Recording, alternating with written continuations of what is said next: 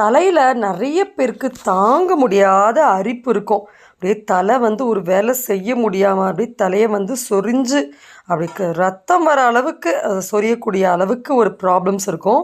So இதுக்கு நிறைய reasons இருக்கும். அந்த ஸ்கேல்பில் ஏதாவது இன்ஃபெக்ஷன் மாதிரி இருக்கும், இல்லை வேர்த்து வேர்த்து அதுவே புண்ணாக இருக்கும், இல்லை பேன் பொடுகு தொல்லைனால இந்த மாதிரி தாங்க முடியாத அரிப்பு இருக்கும். சில பேர் சுகர் ப்ராப்ளம்ஸ்க்காக டேப்லெட்ஸ் எடுக்கிறவங்களுக்கு இந்த மாதிரி ப்ராப்ளம் இருக்கும்.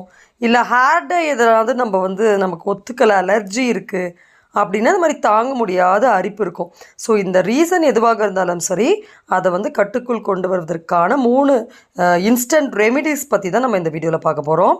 முதல்ல ஹேர் கேர் பேக்கு, துளசி பவுடர் கிடைக்கும்.